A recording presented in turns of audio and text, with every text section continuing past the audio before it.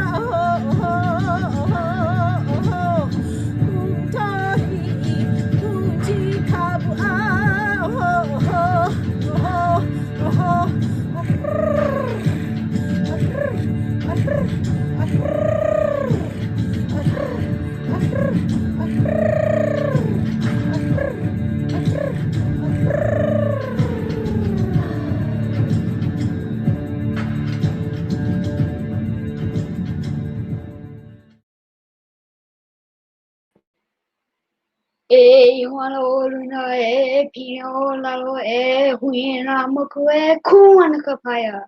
E wano luna e pio lalo e huina moku e kuana kapaya.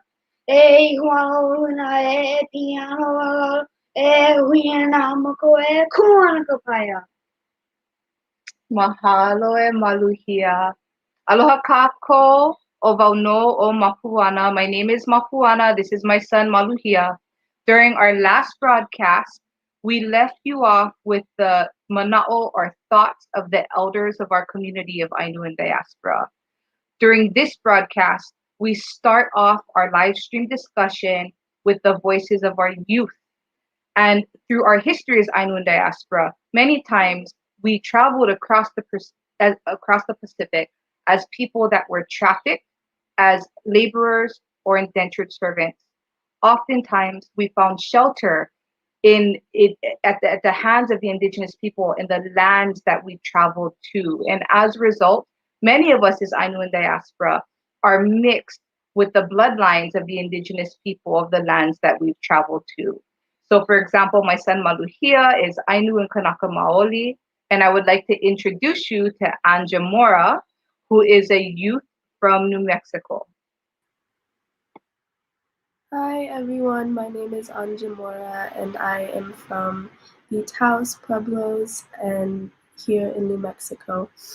I just wanted to have a moment of reflection for the lands that we stand on and the indigenous lands that we stand on, and where my people are from and the importance of how sacred it is and how valued it is in our culture. And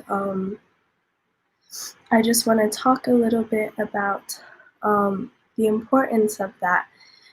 I am here on behalf of the youth and on behalf of the indigenous community, and just acknowledging the fact that we are all human and we are all indigenous to some part of land, and that we are all within this corrupt society where our traditions and our values have been stripped away and taken away from us. And it's super, super important to be able to arise that and be able to claim our indigeneity and be able to really tune into our power within the indigenous community. And people from all parts of the land are all indigenous to this Mama Earth, and it is so important to be able to give back and be able to understand that we are loved and we are supported by this earth. And yeah, that's what I have to say.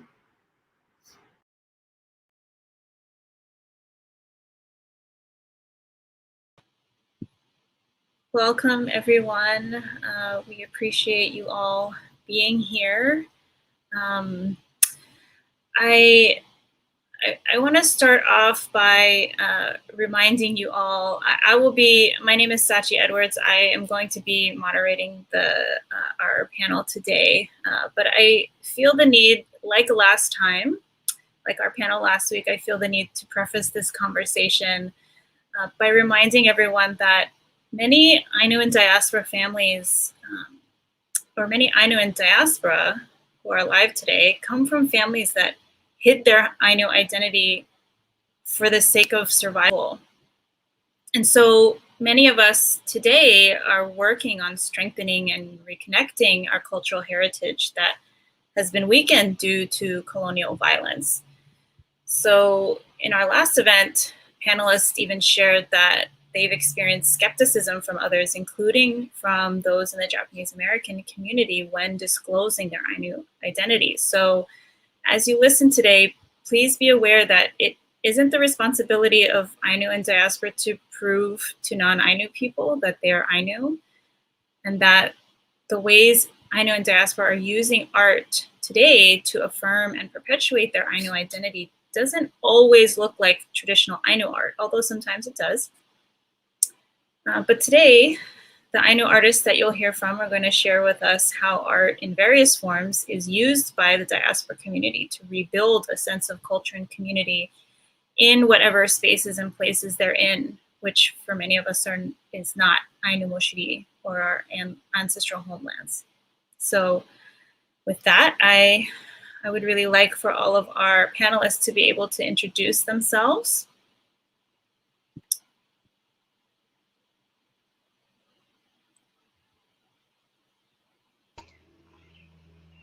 Erang karapte, kanayanakne Seta, kuneruene, kanayanakne Repunkuru Ainu kuneruene. dxWdəwʔabš moshiri orwanokek, ihualas moshiri ta'an. Tan moshiri yanakne dxWdəwʔabš, dxｗlilap, skajet, dxｗdəwʔabš, kor moshiri ruene, iaire kere, iotasanke no anpe. Tikwitsid. My name is Seta. I was born in occupied dxWdəwʔabš territory, and I'm currently being displaced to occupied dxwlilap territory. I'm a multimedia artist, and I use illustration, clothwork, and the written word to explore my place as Repunkuru Ainu.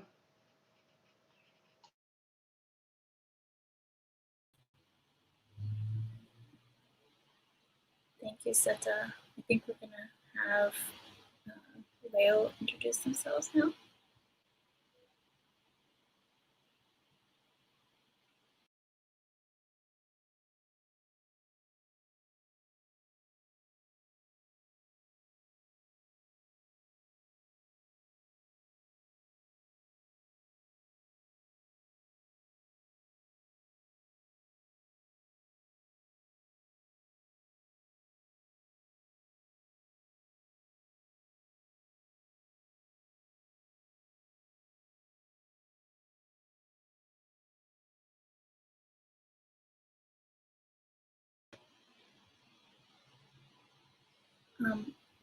Léo, your microphone is muted. Can you unmute yourself and so sorry, introduce yourself again? That entirely muted.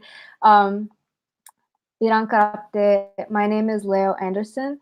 I currently reside in Tokyo, Japan. I moved back here around half a year ago from America, where I went to college in Ohio. I am a multimedia artist. I paint and I sculpt. I paint primarily in oils, but I also do digital work as well.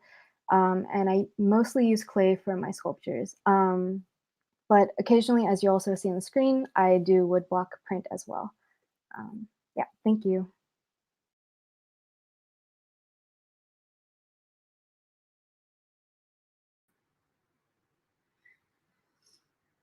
Good evening. My name is Madi Sato, and I live in Santa Fe, New Mexico. And I am half Ainu and half Irish Finnish. And these are photos of my Oba-chan. Her name is Ishi Sato. And I am a singer and songwriter and have also been, for the past 15 years, leading women's community in reclaiming their voices through their indigenous songs from many places around the world in service and honor to the earth. And it's my honor to be here today. And I pray that the ancestors are with me, and Apehuchi Kamui and Wakaush Kamui are with me in this expression today. Thank you so much. Hi everyone, I am her daughter and my name is, you've already heard, but my name is Anjamora, and I am from the Taos Pueblo and also Ainu, and I use my artistry through song and music to create in a form of activism for like my immediate community regarding MMIW and Indigenous rights within my community.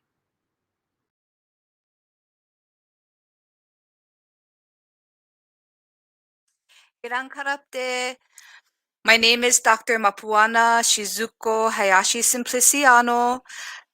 People call me Katana. I got that name as a nickname growing up as a hip-hop artist and battle MC. Later on, I grew into a spoken word slam artist, and currently I call myself a hip-hop ethnographer, where I collect stories of Native people and I share those stories through the genre of hip-hop. Thank you for having me.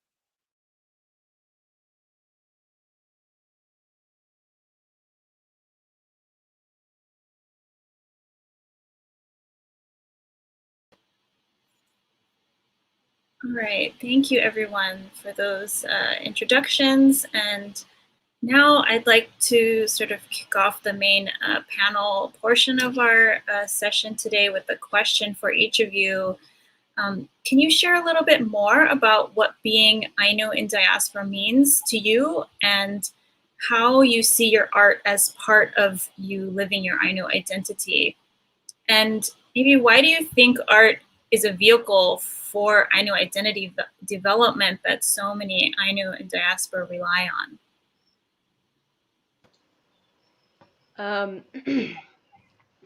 For me, identifying as a member of Ainu diaspora is a reflection of my decision to position myself within the context of my ancestors' homelands.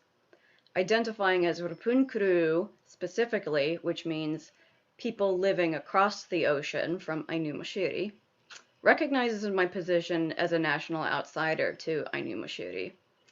I'm not Nikkei, I'm not Japanese American, I'm not even Ainu American. I do not pledge allegiance to America. It is simply the empire claiming my labor. All of these terms are the deliberate navigation of my identity within the context of an Inuit worldview. As members of people who are currently occupied by two enemy nations, we must necessarily explore our identity as art, because we have been denied our experiences through culture. We didn't have a word for art before the Japanese put it behind glass. Before that, it was just called living our life.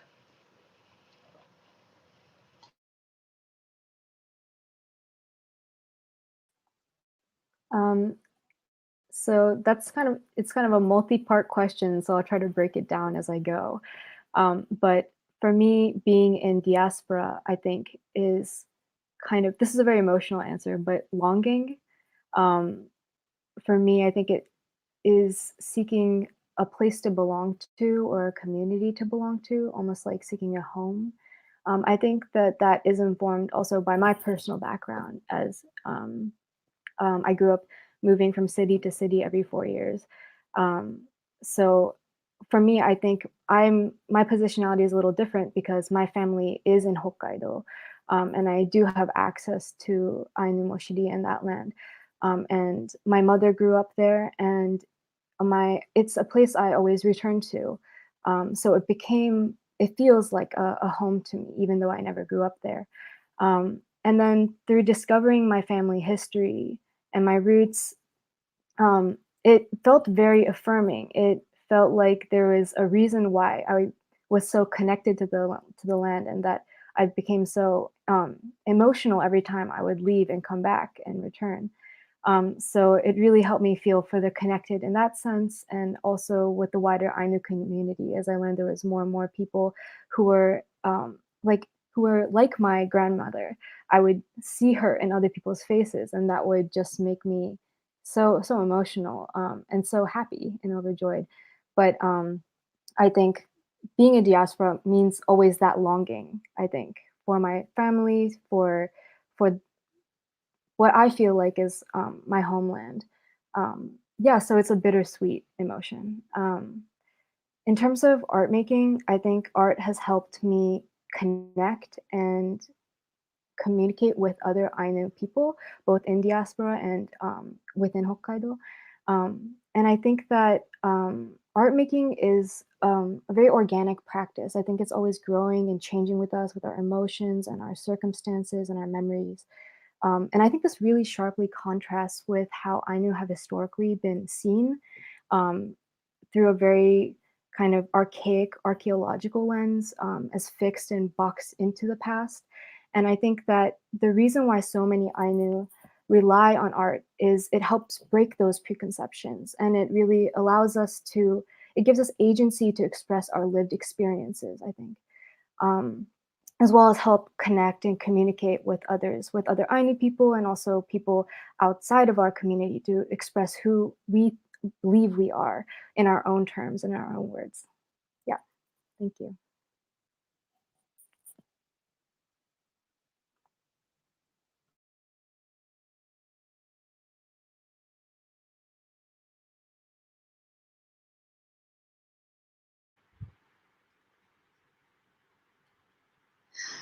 Thank you.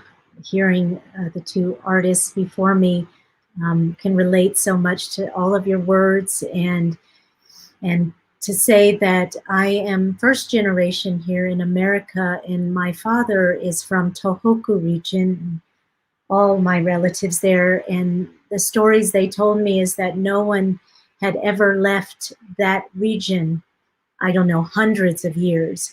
My father was the first, and on your last live stream, we were speaking about some of the ways that generational trauma affects how we live. And I've been feeling into that and sensing that my father left for a reason.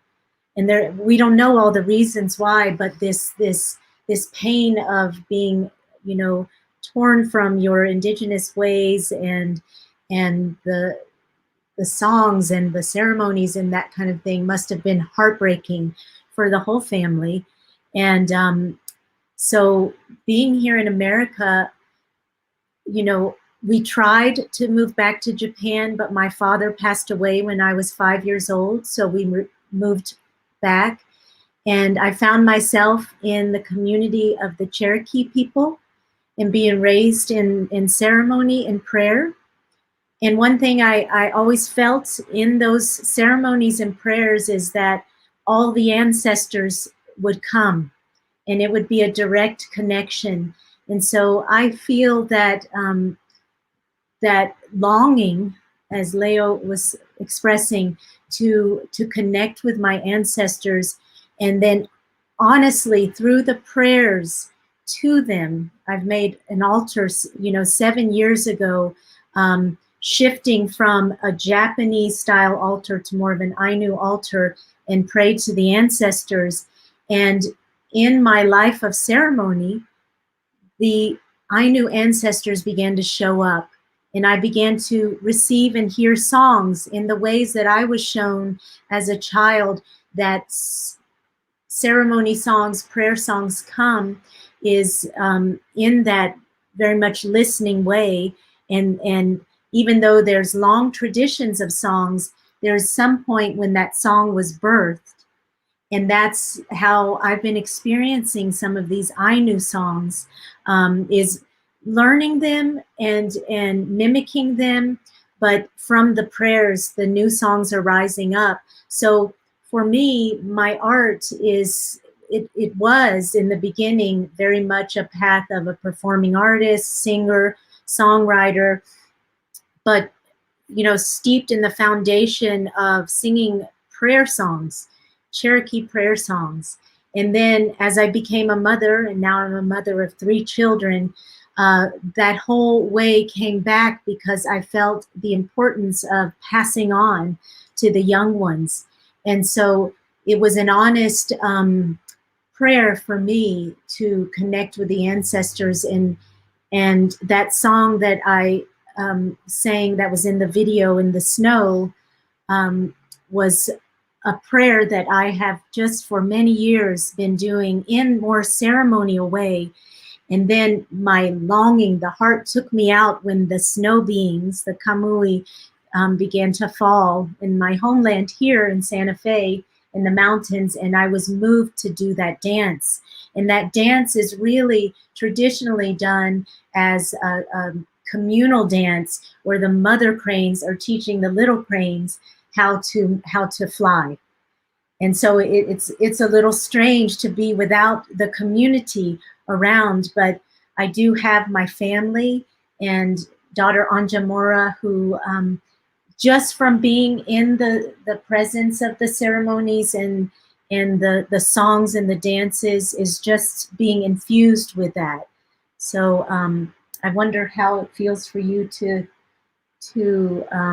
hear these songs and lift them up sometimes, and if you feel that connection to your Ainu self. I will keep this brief, but I feel that there is so much power and there is so much life within these songs, and songs and language especially is something that is carried on through tradition and is the foundation for the culture, and then is incorporated within prayer, because song is prayer and expression is prayer. So yeah, it's definitely very, very charged, and it's a way that we can definitely connect to that.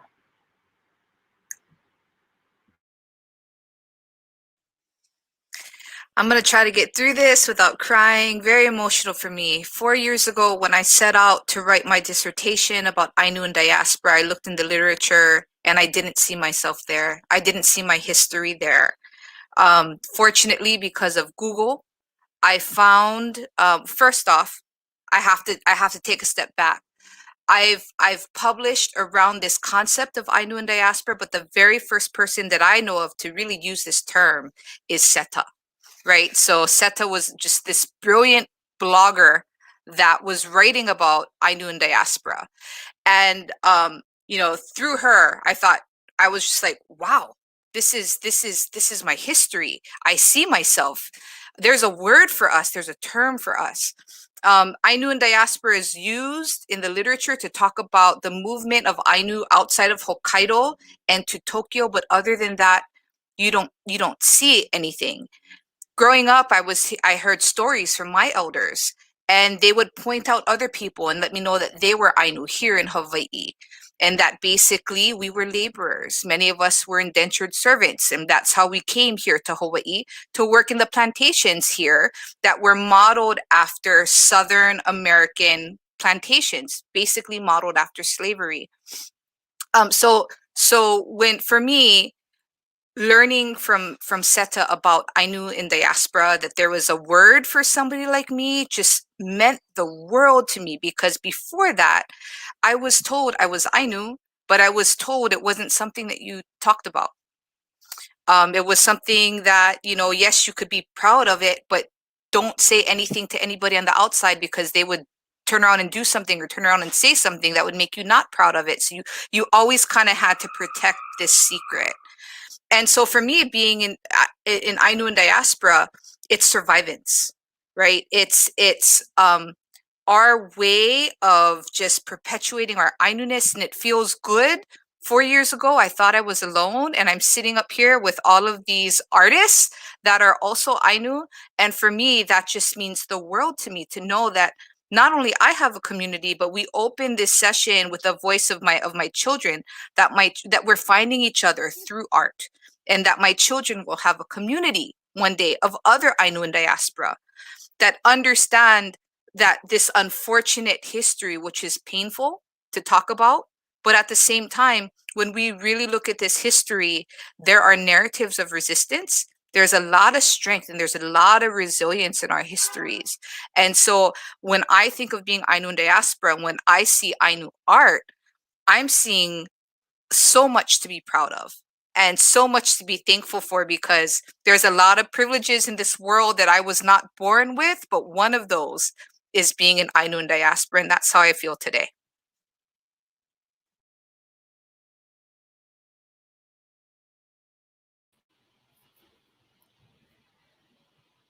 Thank you for sharing those heartfelt and emotional responses. I want to ask another question for everyone. In what ways has learning from and or building relationships with other indigenous communities and art forms informed your art and your Ainu identity? I know that some of you have sort of already mentioned that, but I want to have a more, explicit conversation about that specifically. I grew up in Coast Salish country, here in what's been colonized as Washington State. I grew up in West Seattle with a really mixed group of people, and part of our early curriculum was actually learning about the culture, customs, and history of our local tribes.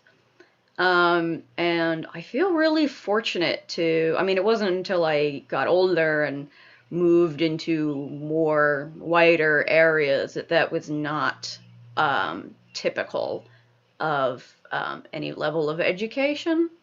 But in grade school, I feel like I really lucked out in ending up in a school that understood the importance of one, the diversity of all of their students, but also of first history of the place that they're educating from.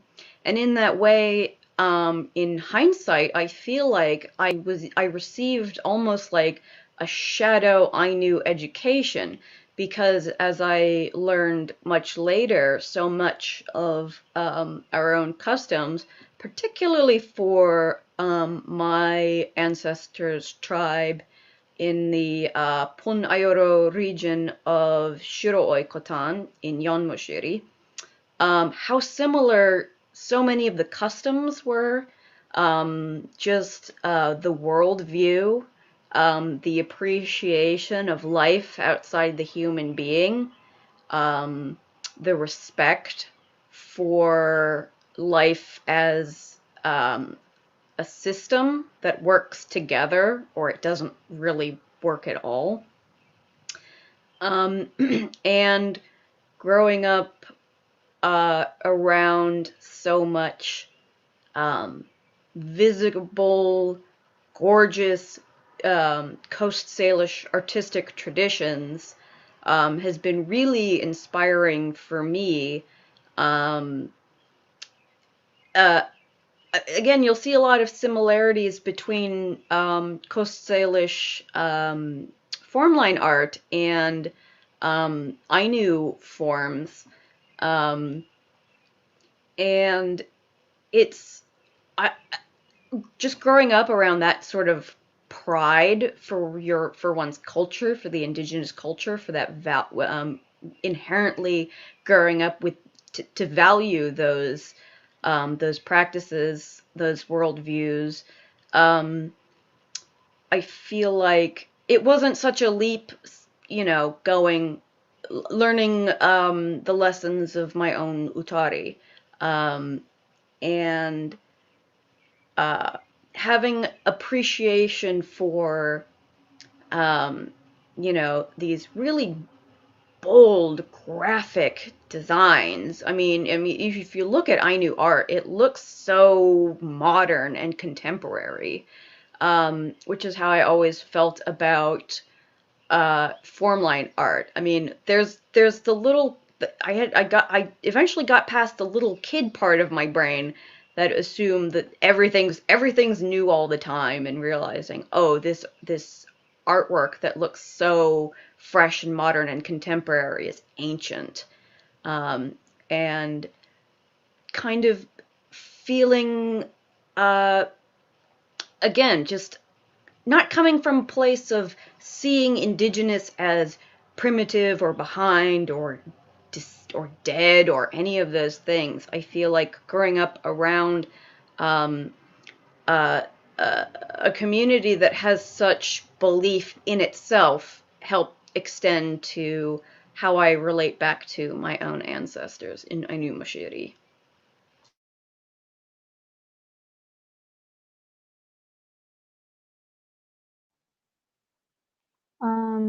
So I haven't actually had the privilege of learning from or working with other indigenous communities directly before, but when I was starting to research my roots and look into Ainu history more, um, I came across our relationship with the Maori people and how there were exchange programs between the Ainu and Maori, I think starting maybe in the 80s, maybe it was a little earlier or after.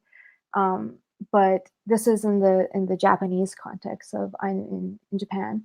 Um, but that then led me to read more about their cultural revitalization efforts and what Ainu in Japan were learning from Maori through those exchanges.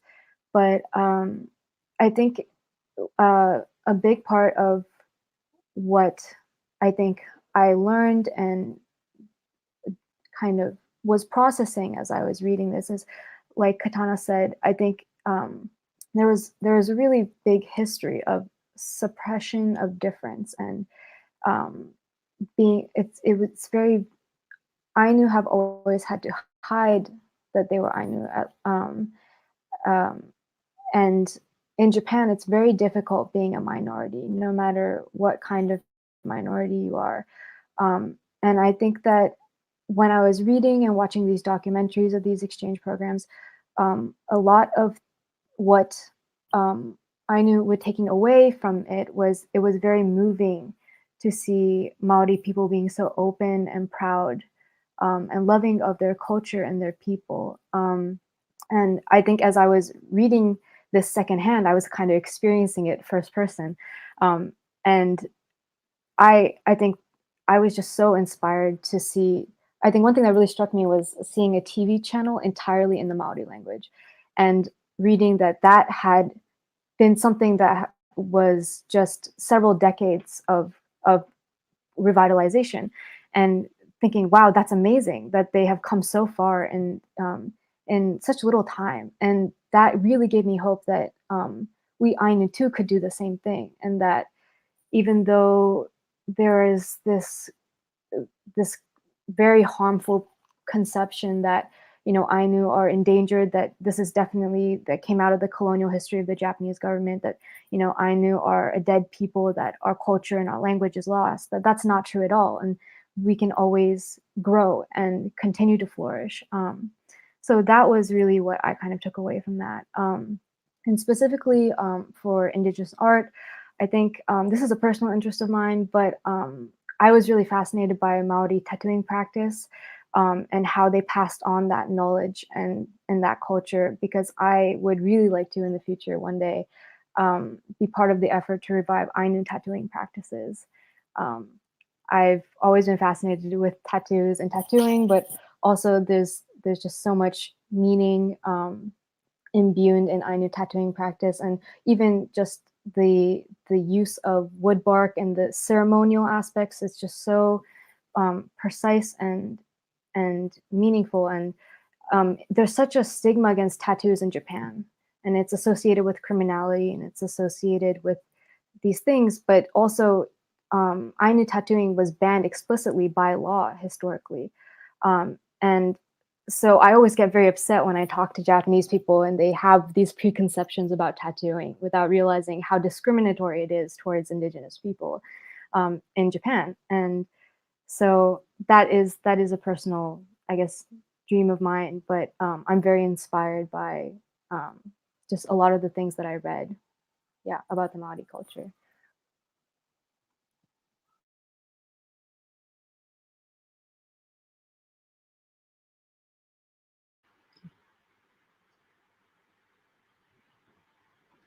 I was just feeling into how I really have such appreciation for all the indigenous peoples around the world, including my European, Irish and Finnish, and learning so much about the Sami people as well.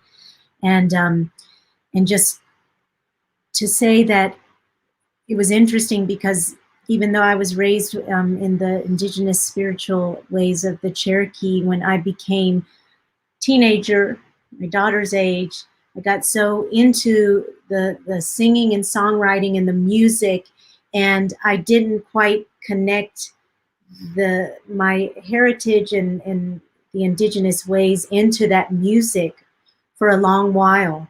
And so I was on that path of you know, sort of mainstream music and art creation. And then when I became a mother, which is a huge initiation of like recognizing that we're here to serve and to give back to the young ones for the next generations.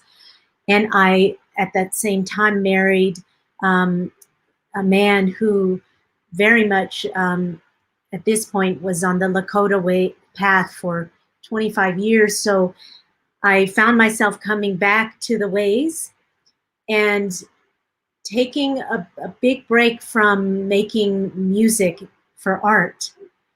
And it wasn't until,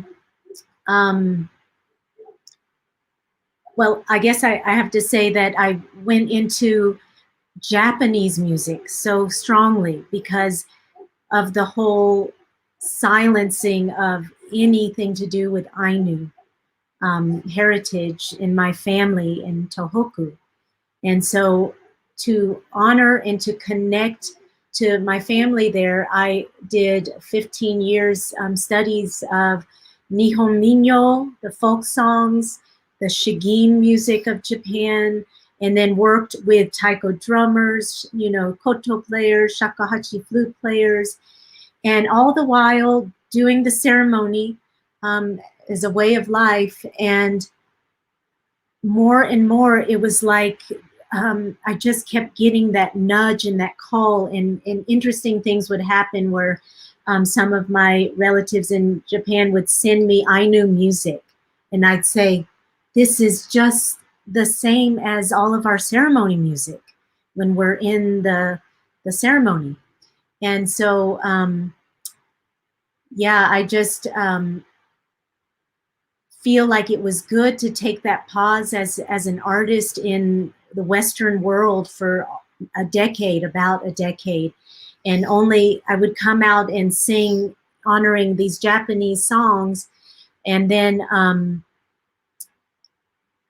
7 years ago, I was awarded a scholarship from our Japanese community here. And they told me, go study your Ainu ancestry, however you can. And so that started the journey of me opening some of these amazing books that exist that tell the stories.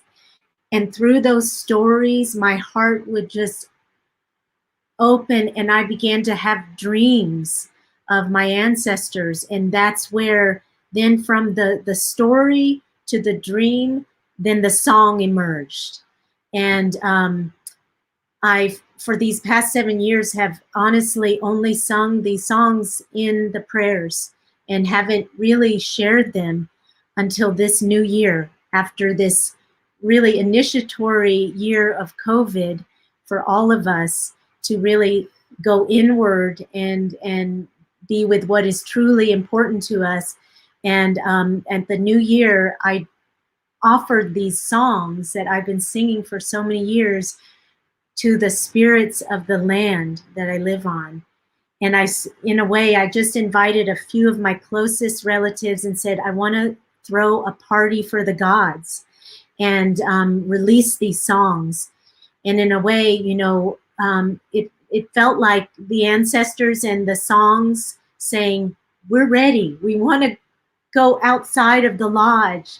And so from that, you know, things have been moving along, and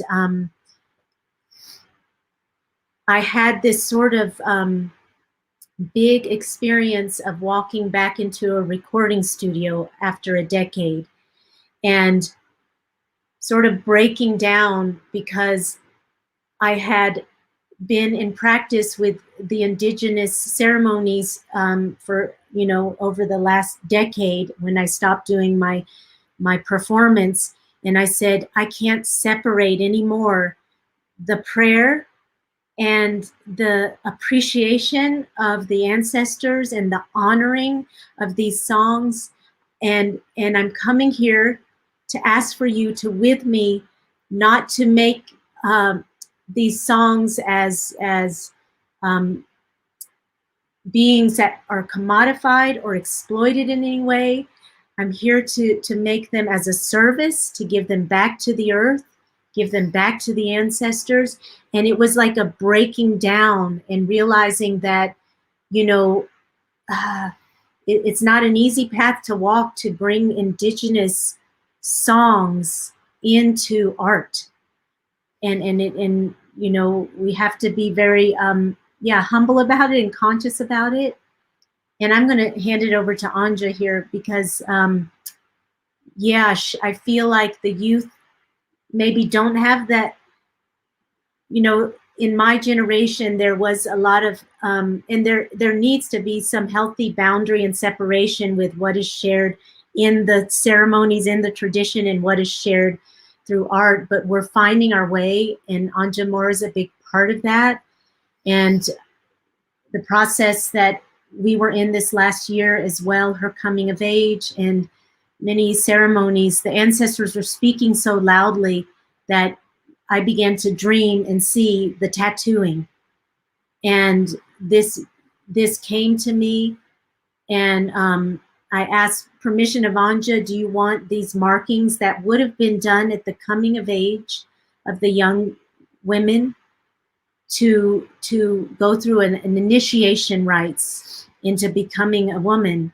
And she agreed, and we went through a really big ceremony of trying to our best in our broken ways to go to Apehuchi Kamui, the sacred fire, and say, help us, show us, we want to connect with you, and we don't want to appropriate in any ways, we want to honor.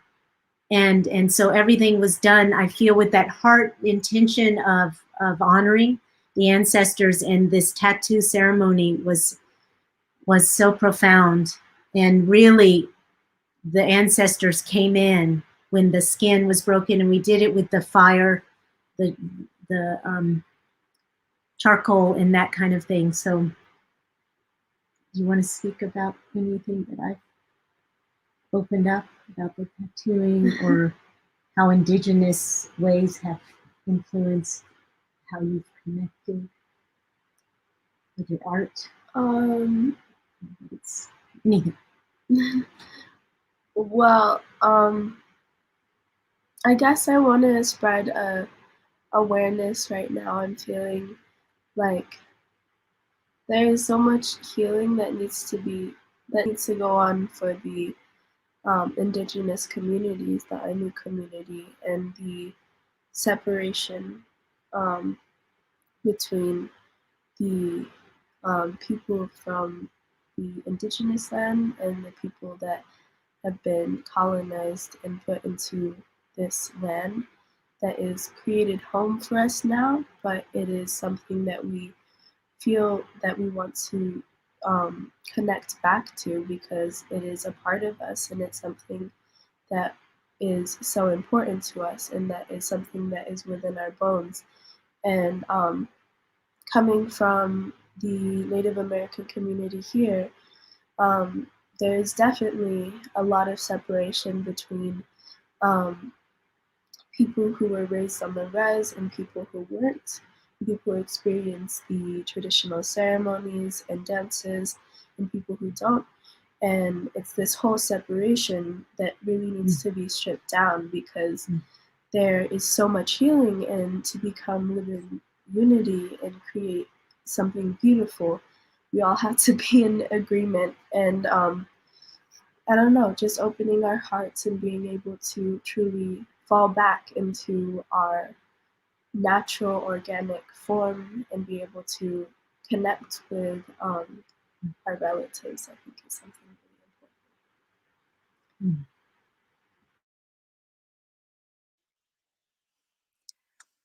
Like that little Kanaka that I pushed from my womb, Hawaiian soul of George Helm that they try to entomb, like that Haloa Naka that they want to consume at their luau's and their hotels that we not welcome to. I'm telling you, Wahine Toa coming through.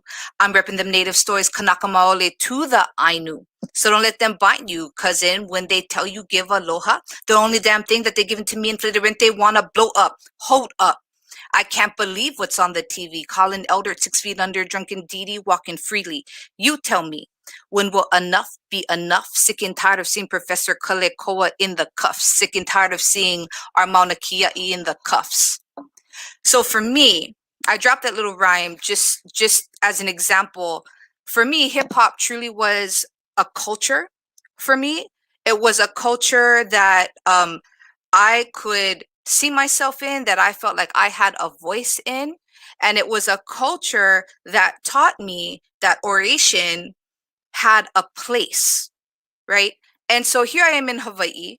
I, have ancestral ties here.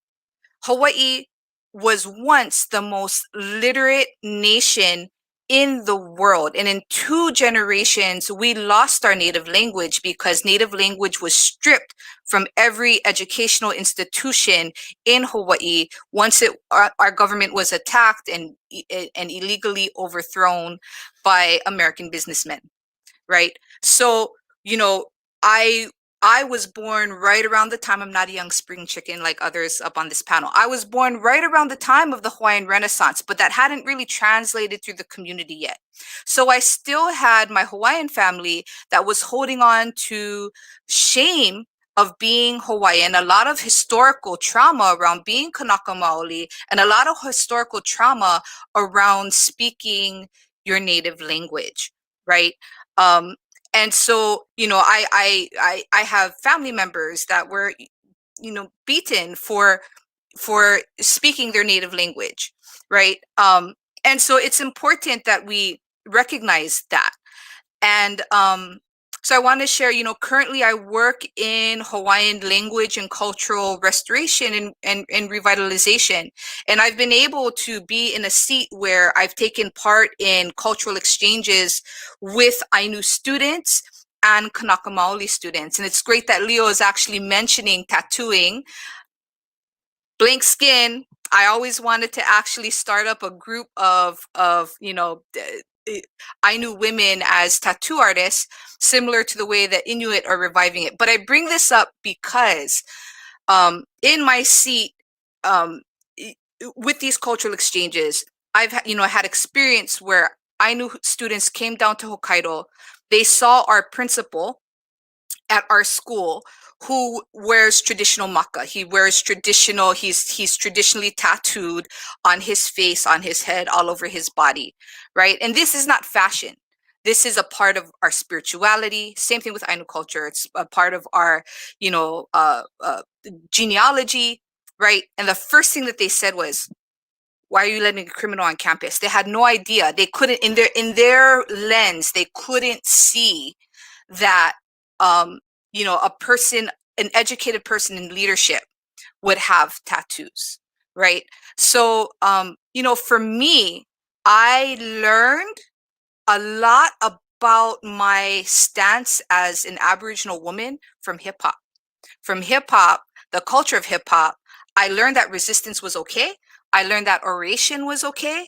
And I also learned that sometimes you need to argue, and it's okay for a woman to argue. Consequently, I come from cultures where argument was valued. Ainu women, we practice charanke, right? Or Ainu people practice charanke. And argument was valued and it was okay. And so without my native language, and that's not my fault, I was born without my native language. Hip hop was the culture that helped me to value those things, because the colonial culture was telling me that I was Japanese, I was a female, I was to sit down, be quiet, and look like a little doll. That's what the culture was telling me. And so through the culture of hip hop, I learned that it was okay to orate and to be expressive and to be argumentative when I needed to be.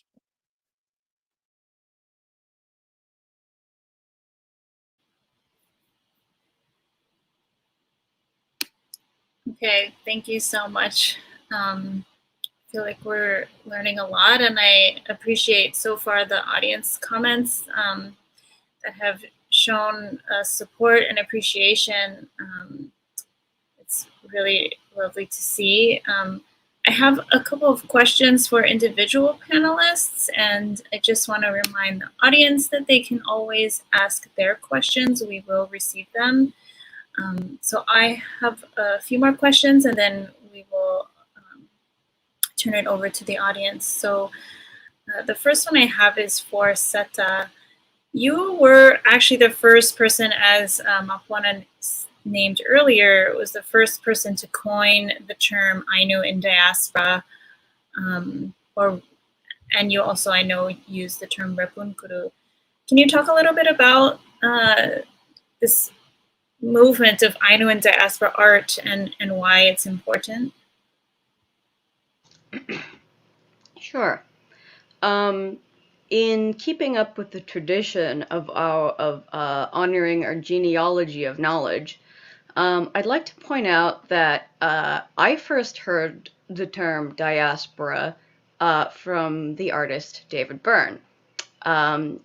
Many people might recognize him as the lead singer of Talking Heads, but he also, throughout his career, has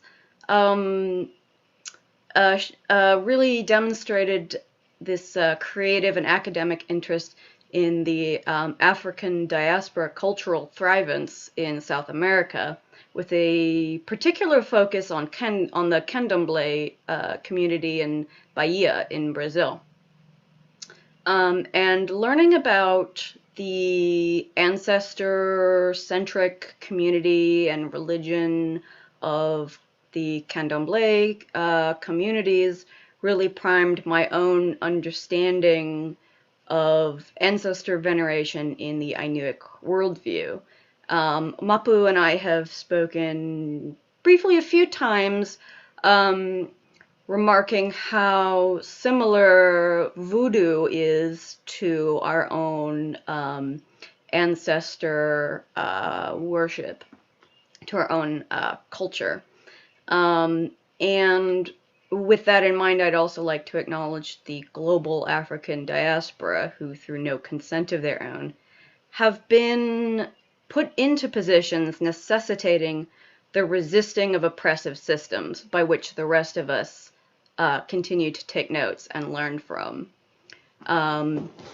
Like the tradition of hip-hop, it's not only the indigenous nations of Turtle Island that we learn so much from, but also the global struggle of the African diaspora people. And so it's, I feel like exploring our culture through this artistic lens gives us a lot of elbow room to maneuver and to ask questions and to experiment, because there's a lot of things that, as diaspora people, there's so much genealogy of knowledge that has been disrupted. So we're always afraid of doing the wrong thing or disrespecting the Kambui or to our utari in Ainu Moshiri, or doing, the wrong thing, because so much of it is woven with 10,000 years of tradition. And we're like, oh my God, I'm going to be on the scene and like mess something up or something. Although I feel like, given that our culture has survived thus far, it probably has room for us diaspora to stumble our way through it too. It's, very resilient, even to the folks who are taking our baby steps into this culture. And I think that art is something that's very easy to understand between cultures.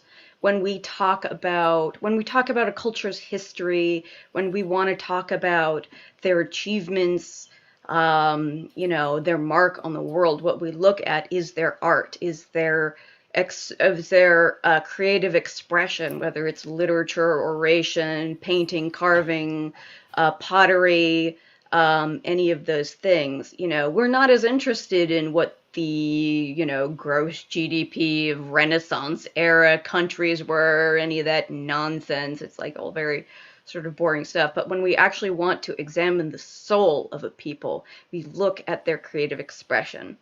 And I feel that it's the same way looking in to our own culture as it is admiring the expression and culture and survivance and thrivance of every other community around us.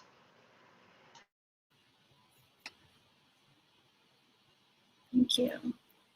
I also have a question for Léo. Can you tell us a little bit about the showcase for Ainu artists that you were previously involved with, and maybe talk a little bit about why you think it's important for Ainu artists to have their own platform like that?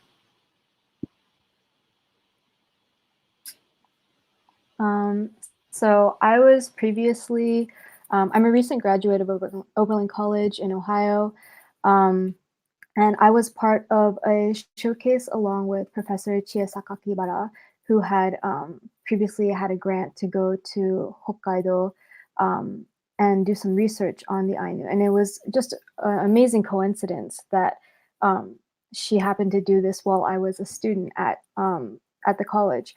But I was able to reach out to her and start talking about a project that she was planning with one of the curators there. We have a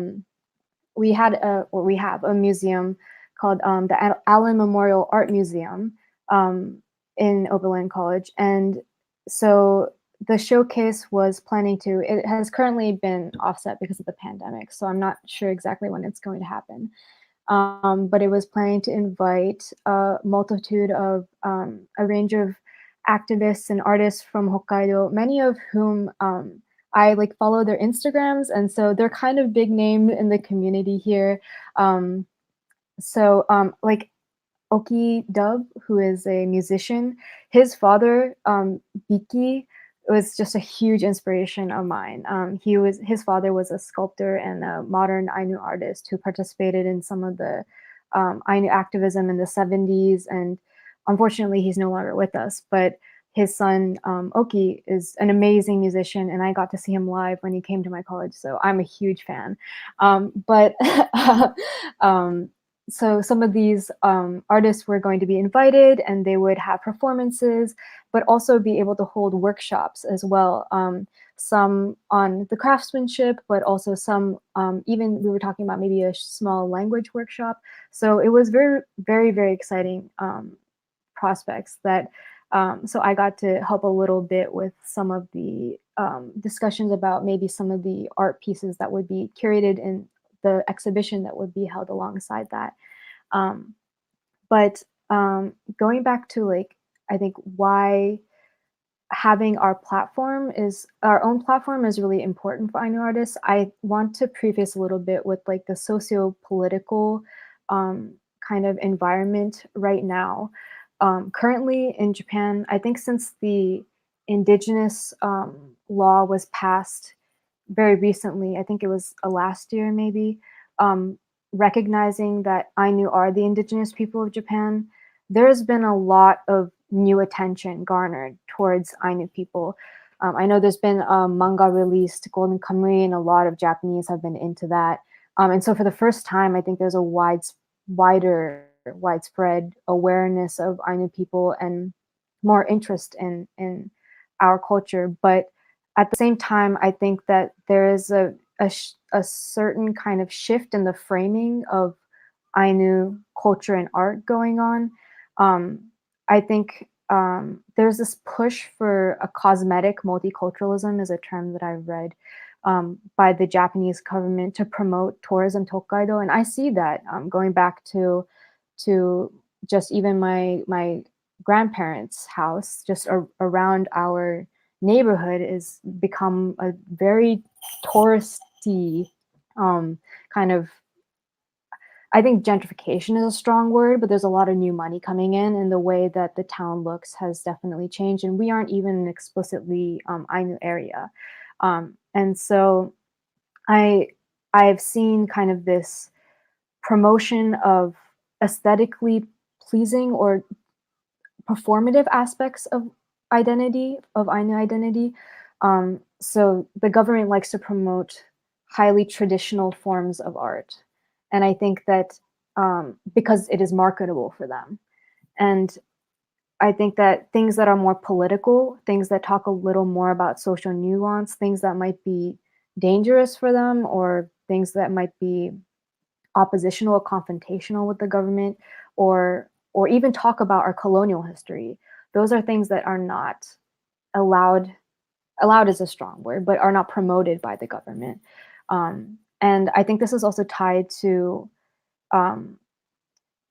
art is as a political vehicle. I think art is as political as anything else. And so it's like, who decide what is good art? What is art that is deserving of being shown? And I think that the government does have a large role to play in that. This is kind of a tangent, but I also see a lot of times Ainu art is marketed as craftsmanship. They don't like to use the word art, as though our culture is not deserving of being art with a capital A, like the fine art that is in museums. And I think that there is, and as I think was mentioned previously, some of the participants in this panel, which was talking about, putting our culture behind a glass panel. Like, I don't support art as this dead artificial thing. I think that it is a living, growing part of being alive and being a part of our culture. But also there is kind of a status that comes with calling something art.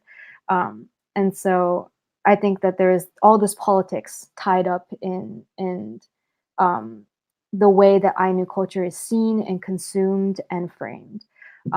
So within all that, sorry, that was a huge tangent. There's so many points that I made, but I think it's so important for Ainu artists, especially contemporary Ainu artists and young up-and-coming Ainu artists. I think it's important for us to have a platform to express our version of our stories, and be able to develop new art forms and expressions for Ainu identity that are being produced in the 21st century. What it means to be indigenous now, the opinions that we have, our lived experiences. And I think what was so wonderful about the project in the Allen Memorial Art Museum was that there was the workshops alongside the exhibition. So it wasn't just the works behind the glass, where people go and look at something that's sterile and have their own preconceptions and conclusions from looking at it, but that they could talk to the artists themselves, and they can engage and ask questions and have this very equal and open exchange with them. So the artists could explain in their own words who they are and what their work is about. And that allows Ainu artists of so many different voices and perspectives, because there is no just one single Ainu experience, even within the diaspora, I think, or even within people living in the same town in Biatori or Shiraoi.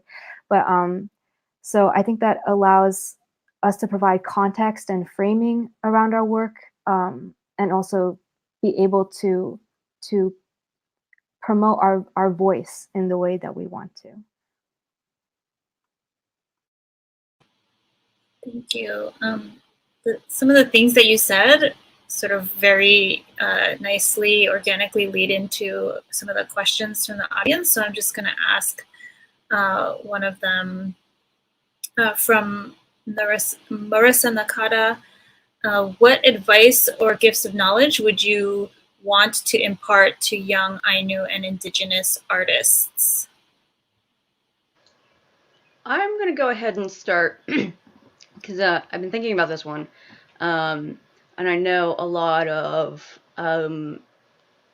Indigenous artists who kind of are exploring their place in the world, in history, in culture through art, and have a lot of, we all deal so much with imposter syndrome, and again, not wanting to step on 10,000 years of what we kind of imagine is crystallized perfect history of our ancestors. And, you know, we're assuming we're all coming from the same place of, you know, actually wanting to honor our history and our ancestors. You know, I would say to really give yourself a break. And not worry. So if you are an indigenous person, and you're all an indigenous people, you're either, you know, indigenous or you're diaspora indigenous. However you explore your own identity cannot be inauthentic. Whatever you do, as if you're an Ainu artist, if you're an indigenous artist, however you explore that through your own creativity, it is inherently an Ainuic artistic expression. It's inherently an indigenous experiment or exploration in how to celebrate your own worldview expression. So I wouldn't worry too much about, I gotta be Ainu just right, or I have to be, you know, wherever you identify, however you're trying to represent, you are somebody who is also Ainu. What you do, your work is also Ainu. Your work is also indigenous, even if it doesn't look exactly like your neighbors or your ancestors. You know, there's a lot of that sort of, you know, imposter syndrome kind of thing that if you're able to, you know, maybe set at the door of your studio before you go and kind of try and, you know, talk to the artistic komoi, or however you're self-exploring and self-expressing.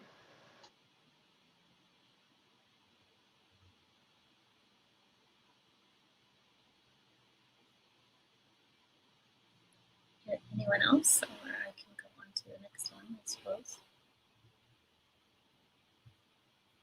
Okay. Let's see. All right, this question is from Samo Abdallah. As a non-Ainu and an ally who wants to learn about Ainu culture, art, and language, where can they start as a beginner? Check out anything written by Kayano Shigeru, an Ainu Ikashi, politician, author, creative. He's one of the few Ainu authors that I am aware of who is published in English.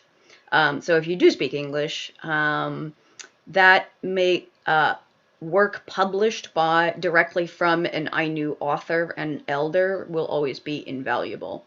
There's a lot of, he's published a lot of books that do have sort of like introduction to Ainu culture. So anything written from directly by an Ainu author, highly, highly recommend. I have a quick tip for people that want to be allies, especially to Ainu in diaspora, is that if you know Ainu, connect us to each other. So on Facebook, we have the Ainu and Ainuic Heritage Education Society. Many of us really enjoy connecting with each other, you know, through social media and feeling that bond within the community. So do that for us, and we promise to do that for you as well. Connect us with each other if you know Ainu in different places.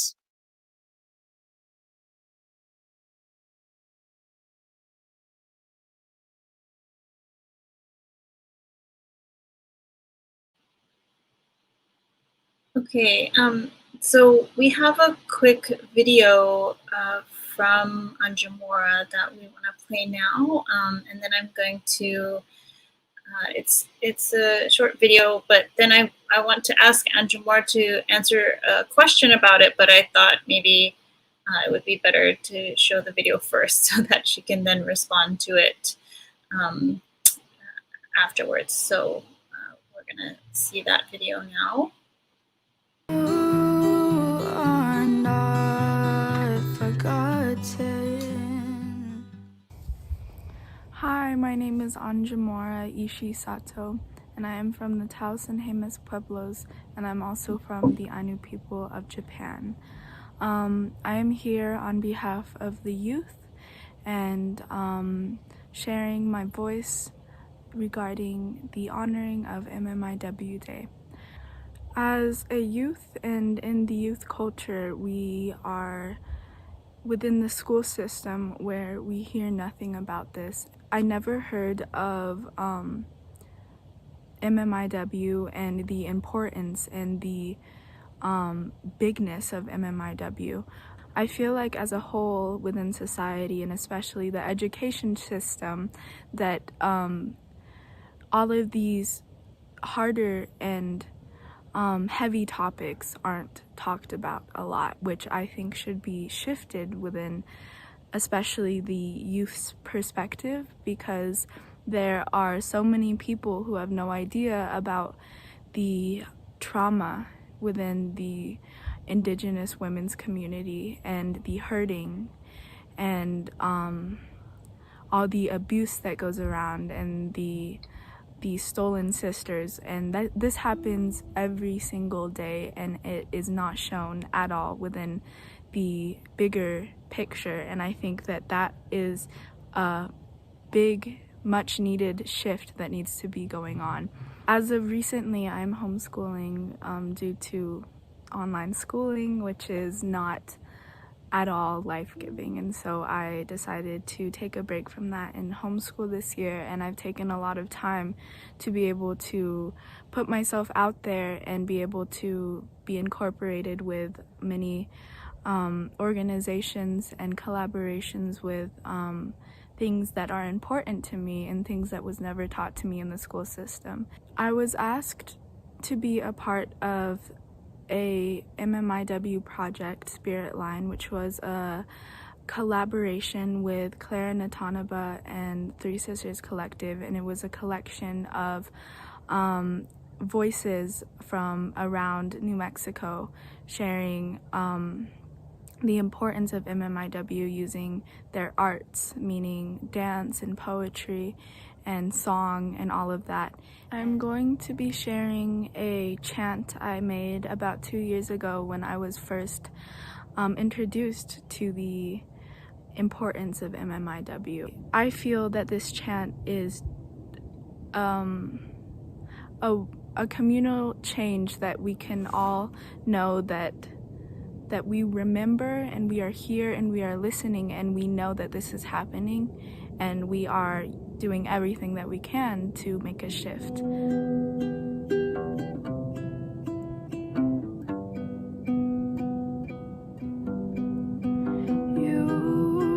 are not forgotten. You are not alone. You are not forgotten. We are the remembering.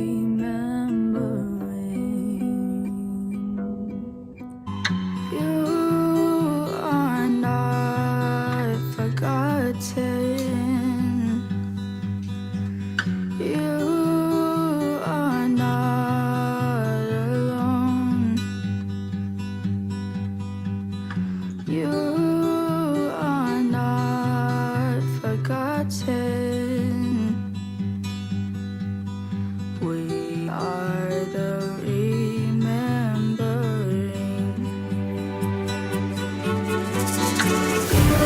You are not forgotten. You are not alone.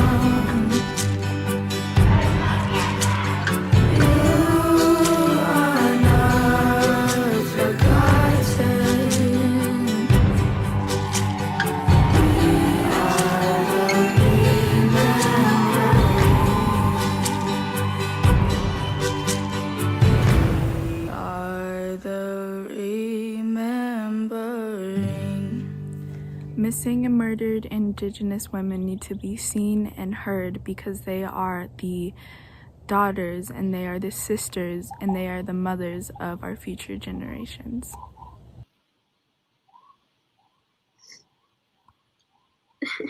I have goosebumps. Yeah, so I just have to say, so proud of you, Anjamora. We are just so proud of you. And for those that might not be making the connection of what missing and murdered Indigenous women in the Native American context has to do with Ainu and diaspora, please know that there's such a big history of sexual assault and human trafficking on the bodies of Ainu people, in particular Ainu women. Our ancestors most likely were once also missing. And so I just see it, I get goosebumps just hearing it all come together in Anjamora's solidarity when expressing the need for us all to recognize this epidemic of missing and murdered Indigenous women. So thank you so much. Yeah, absolutely. So, Anjamora, thank you. Can you tell us a little bit more about that album? I believe that song was your contribution to a bigger album and a bigger movement. Could you tell us a little bit about that? Yeah. Yeah, well, I was, like, I kind of explained everything, but I was asked by some local members here that are in the local members who asked me if I would be a part of their project, which was a CD project, which was in collaboration with many Indigenous people from New Mexico on behalf of missing and murdered Indigenous women. And so we were all put together and we all used our voice and art through expression towards awareness for MMIW. So many people were doing poetry and many people were doing songs and dances, and it was such a beautiful experience to be able to be with people who really, really cared and really, really saw what was going on and the importance of it, because it's not talked about at all. And I feel within myself, it's really, really scary to be able to be within this society and within this world where people you feel in fear for the color of your skin or just your ethnical backgrounds, and that goes for people of all Indigenous backgrounds, including Ainu people and within the African American community and the Hispanic community. And all Indigenous peoples are really taken advantage of and walk within fear because so many people target us as less than. And it's something that needs to be arisen, and we have to rise into our power because we are strong and we are here. And so many people, like Katana said, that some people think that we are extinct, and I've actually come in firsthand with this, where people are like, wait, I thought Native Americans didn't exist anymore. And they expect us to look like your average Native American that you see promoted within the media, where it's with this huge headdress and this regalia and put on costumes and toys as if we are some object that is extinct now. And that is something that's really, really heartfelt for me. And we have to step into our power and know that we are here and that we are strong and stand in our power. So. Thank you so much.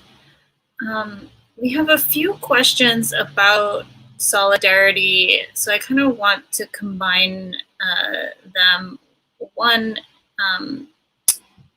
perhaps Anjamora, if you want to talk about this, or anyone, how would anyone show solidarity for the missing and murdered Indigenous women's movement, but then also how do people show solidarity for Ainu in diaspora and also Ainu in Hokkaido?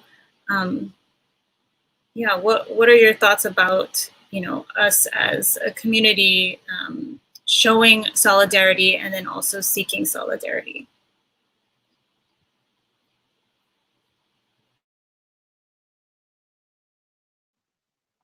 I think I said this earlier before, but I think the most important thing to do is to listen to the voices of the people directly. And like I said previously, I think there's so many different perspectives, even within the Ainu community or within the larger Indigenous community. And people, I think there's, of course, always politics involved in everything. But I think that the best thing that you can do is to try to inform yourself. And try to be respectful while doing that, but while educating yourself. I think Kaya no Shigeru, as Seta said, is a great resource. I'm also trying to remember off the top of my head. There was a book of folklore by Seta. Do you know? Is it Chidi? Do you happen to know her last name? If you mind jumping in. Chidi Yuki. Yeah. And her brother Chidi Masahao was he was actually one of the he might have been the first Ainu person to earn his degree at the University of Hokkaido, where he studied Ainu linguistics and was actually one of the sort of like pioneers in the academic study of the Ainu language. And his sister Yuki, who sadly passed away when she was she 16? She was quite young. Yeah, a rare heart defect, but she was able to use her time, the time that she had, to share the yukara that she learned from her utari, her unarpe, her huchi, her family. The song or the book that was published under or her collection was published under the title "The Song the Owl God Sang." Yes, that's the book that I read through. That was my first book of folklore, and it was very moving to me. But yeah, I think that was my point. Directly. I also want to point out too, with what Leo is saying, please, if you're going to read about Ainu or you want to learn about Ainu, learn from the genealogy of Ainu people themselves. So Kayanu Shigeru is an actual Ainu. Yuki Chidi is an Ainu. There are hundreds and hundreds and hundreds of papers and anthropological studies of Ainu out there. None of them are done by Ainu. Things that are published by actual Ainu people, we can count, maybe if we're lucky at this point in history, maybe on two hands. There's not a whole lot. There's not a whole lot out there that's published in academic literature. I think artistic literacies, that's growing a lot more. There is I just want to say, throughout there, Ainu in not necessarily an Ainu diaspora. She is from her homeland in Hokkaido, but Dr. Kitty Chisato Dubril, brilliant writer. She's put out really great articles as well as books, and she's overseen and edited books where even if there were non-Ainu researchers involved, she oversaw everything. So that would be another one that I recommend. Chisato Dubril also was collaborated is too light of a word. I mean, she was their historical cultural resource. The Smithsonian worked with her to identify so many of the stolen Ainu remains that are Ainu material culture they probably have remains. That's a whole nother conversation. But she helped to identify a lot of the stolen material culture that the museum had collected over the decades. Most of the items were unlabeled. They were just thrown in boxes. They had very little preservation or any kind of, care for them. These were items that were stolen from Ainu homes and taken in order that the Ainu did not have them, demonstrated by the lack of any kind of interest or value that these institutions continue to have with regards to our material culture. But in the 90s, around 1997, 8, 9, the late 90s, the Smithsonian they put out an exhibition that was meant to educate people about the indigenous peoples of the Siberian region, and they collaborated with the Russian government for resources and access to those sorts of things, with the specific stipulation that they said nothing about the Ainu. That was the requirement from the Russian government for their collaboration with that exhibition.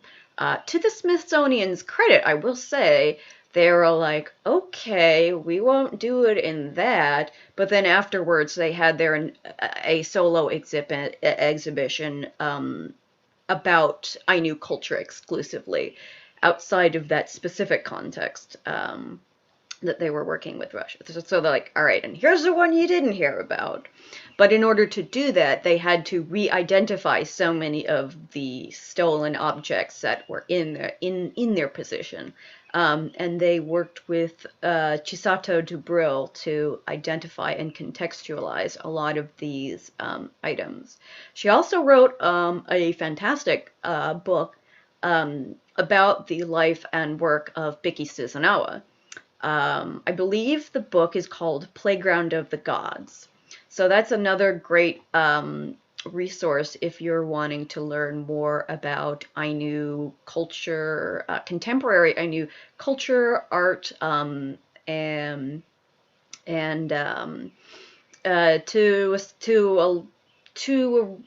a good extent, political movement. I always like to point out that it was Biki Suzunawa who did design the Ainu flag. I believe he designed that around 1978, very much inspired by the Red Power movement that was happening across Turtle Island around the same time. I also want to give a shout out to Kanako Uzawa, who is publishing a lot of great things in academia recently. She's a recent PhD, brilliant Hokkaido Ainu with a very strong genealogy to Hokkaido. So you can look up her work as well. And surprisingly, in recent years, there's been kind of a boom in Ainu female academics getting their PhDs. So that's been really exciting. Yeah. So I also want to just throw out there too that there's a difference, in the histories of Hokkaido Ainu and the histories of Ainu in diaspora, and that's okay. Our histories intersect with one another, but as Ainu in diaspora, we don't want to, represent Hokkaido Ainu. But if you're looking for information about Ainu, I highly recommend you learn about it from Ainu authors themselves. So this is probably a good time to ask a related question from Skylights22, who asks, what would you say to contemporary settler anthropologists looking at Ainu in diaspora, if you have anything to say at all? have some things to say. Yeah, I think we all have some things to say. I'll just want to jump in really, really, really quickly because one of the reasons I wrote my dissertation was to document our stories. And, you know, it's a little controversial to be a researcher and community member, but it was important for me to do that because I wanted these stories told through the Ainu lens. And so what I would say is research for Ainu and Ainu people have a very, very painful history. And you can take many quotes out of Kayano Shigeru's work and see you know, how painful research has been for Ainu.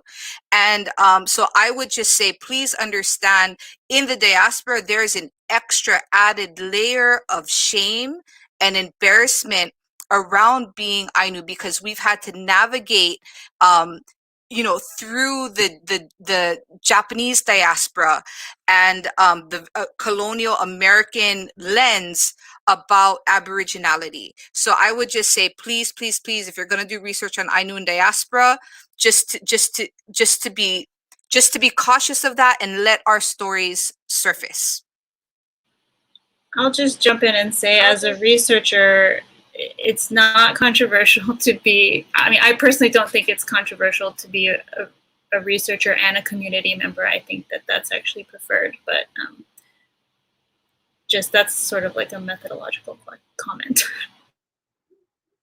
I was wanting to circle back around for a moment just about the question you asked about how to be in solidarity with this movement of MMIW or in other indigenous communities. And that's something very passionate in my heart is the women's movement of uncovering, as Katana was saying, you know, let these stories uncover.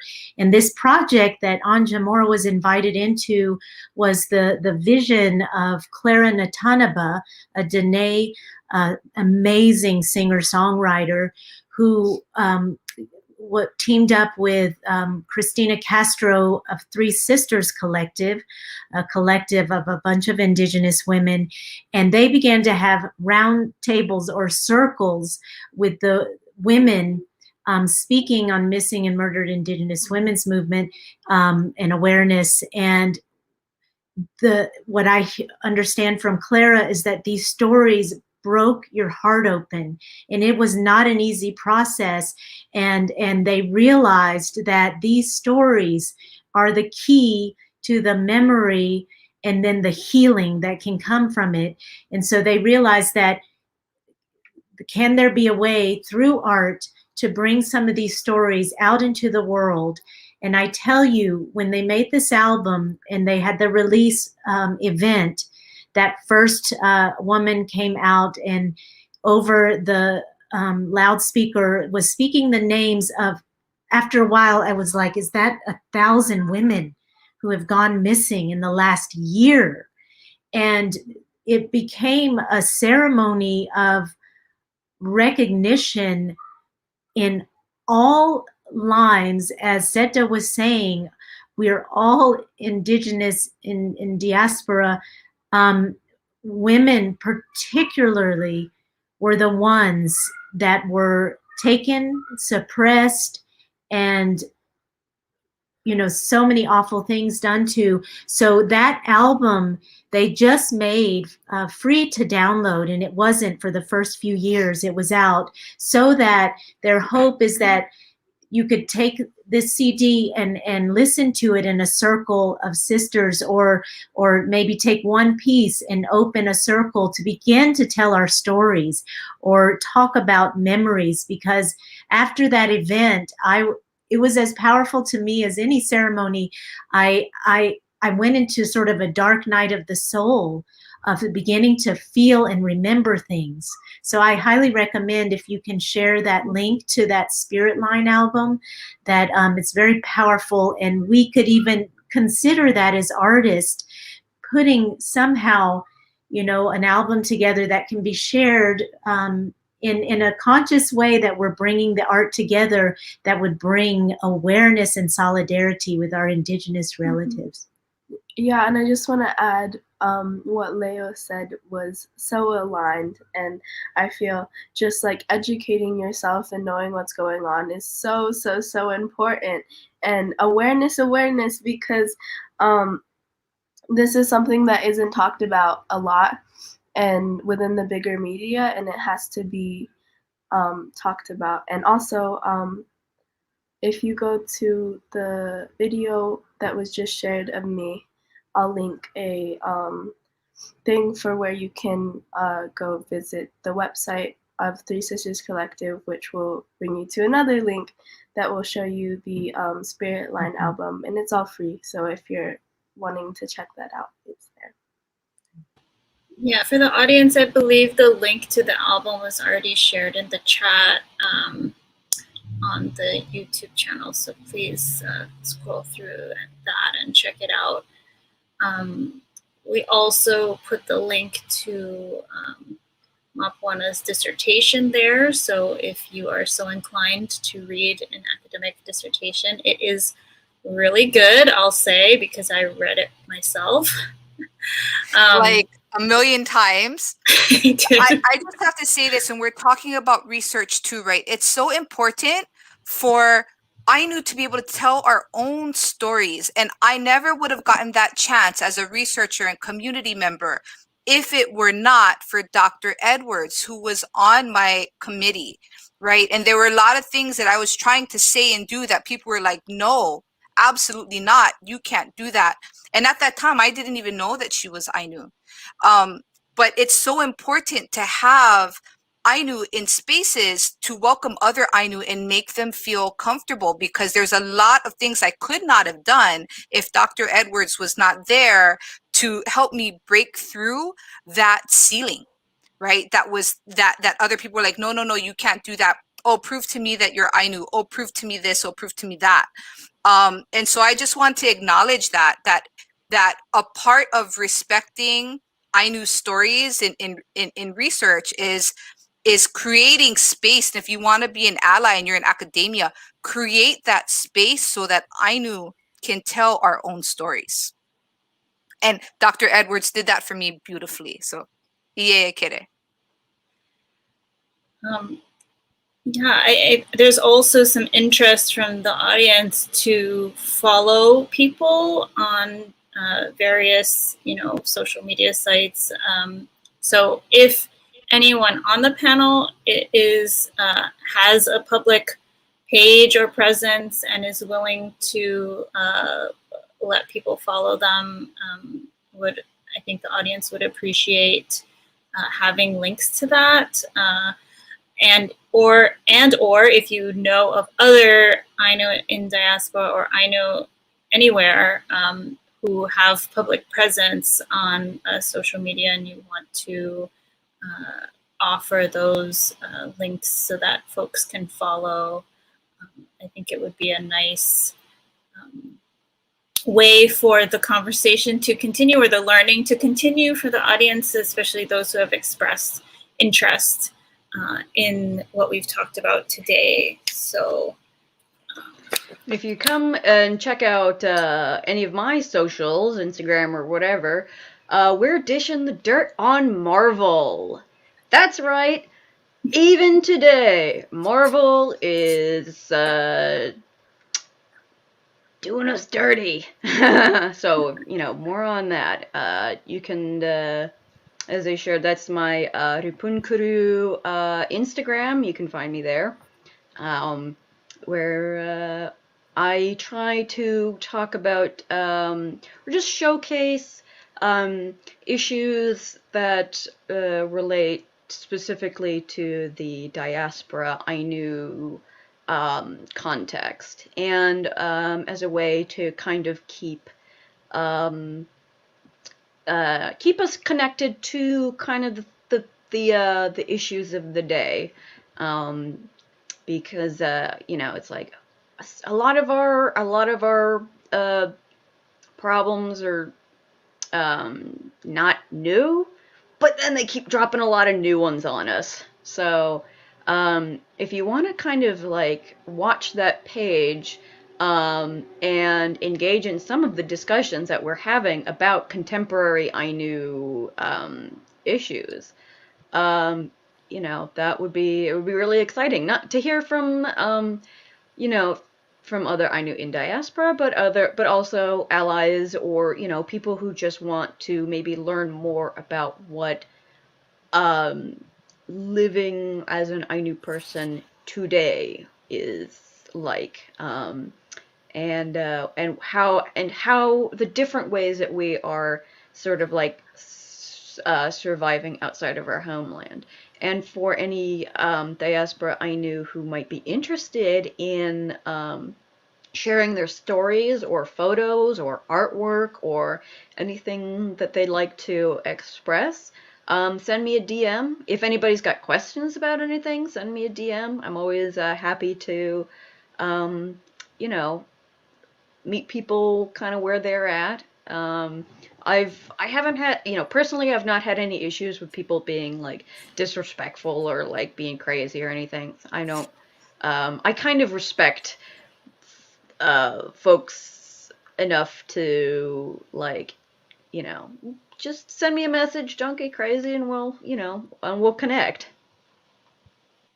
I just want to say, I'm seeing a message right now. Forgive me if I mispronounce his name, Sesi or Sechi Ghosty, who's just acknowledging that she's Latine and white, and she wants to be an ally, and she hears us. Thank you for that. And if you are a non-Ainu and you do want to write and share our stories, I highly recommend looking at Louise Slavoline, who wrote a beautiful book. She has Ainu children. She's married to an Ainu man, and she went and she's lived in Hokkaido, and Ainu women have entrusted her with their oral histories, and she approaches it from a strengths-based lens, talking about settler colonialism. And it's one of the very few pieces out there that really use this type of terminology of settler colonialism with the history of Hokkaido, and acknowledging the sexual assault and human trafficking of Ainu women, and strategic attack on ripping apart Ainu families for the benefit of the Japanese government. So if you are to write about Ainu people or Ainu in diaspora and you're not Ainu, please look at her work, because I think that it's excellent. The last thing I'll say is that there are a couple of questions about the issues that Ainu in Hokkaido are facing, and what I will suggest to everyone is to look out for the next event that we are having, which will feature Ainu who are in Hokkaido now, and will the whole event will be centered on the activism around the issues that they're facing currently today. So if that's something that you're interested in, please stay tuned for that. Māpuana, can you share the name again, Llewellyn? Do you want to put it in the chat?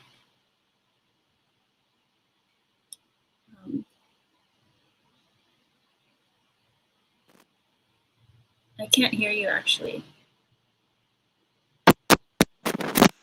Hello? Yes, we can hear you now. Seta is actually better to answer any questions about that author. I will go and try to find a link, but Seta has read that book a million times. Okay. Well, thank you so much to everyone, for the panelists, for your time and your participation and your energy. I know that it's not easy, and thank you for the audience for hanging in there with us, and for the questions and the encouragement and the support. Everyone, really appreciates it, and we hope that you continue to involve yourself in this conversation, and that you look out for our next event. Yeah, thank you, everyone.